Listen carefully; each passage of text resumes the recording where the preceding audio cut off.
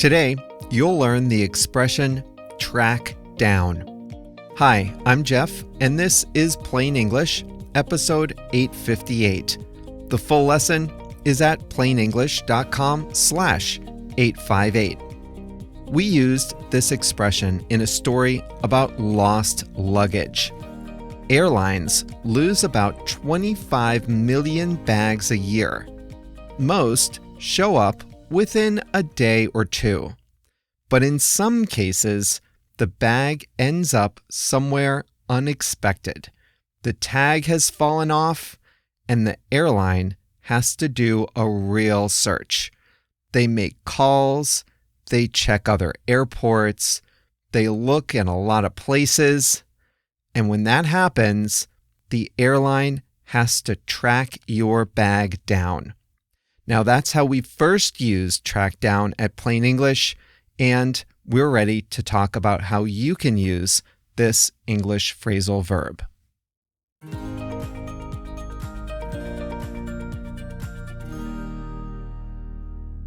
To track down is to find someone or something after a very thorough search.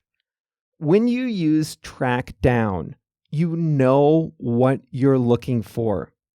It's not usually close by. You might have to look in a lot of different places.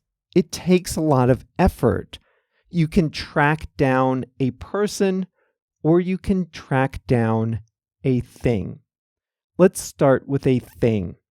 If you travel on an airplane and if the airline loses your checked bag, then the airline tries to find it. Often, it's just coming on the next flight to your city.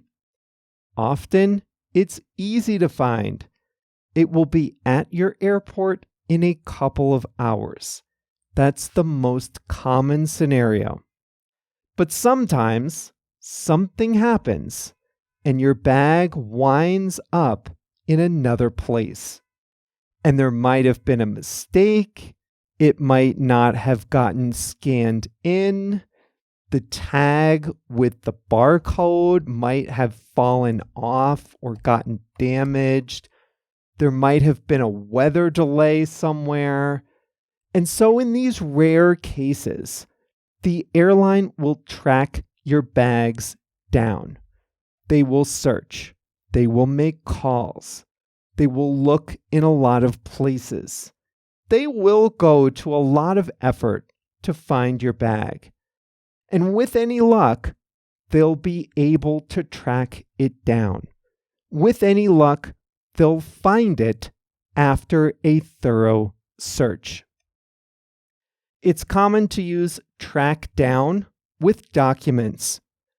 If you travel for work, you might have to save your receipts and submit them to get reimbursed.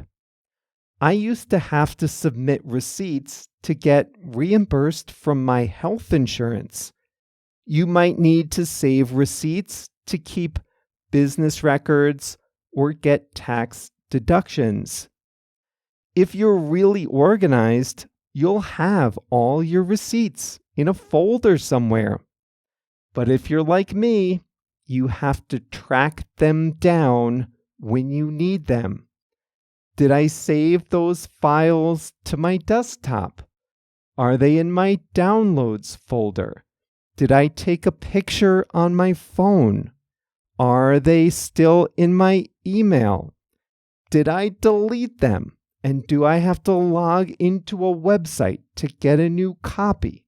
Or worse, do I have to request a new copy from someone else?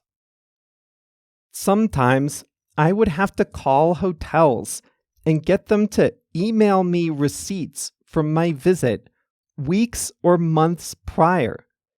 This is tracking down a document.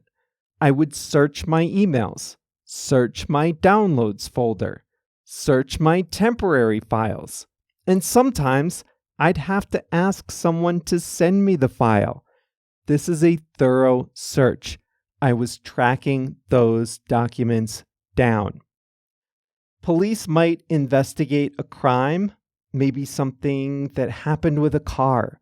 They might see a video that shows a car with a license plate.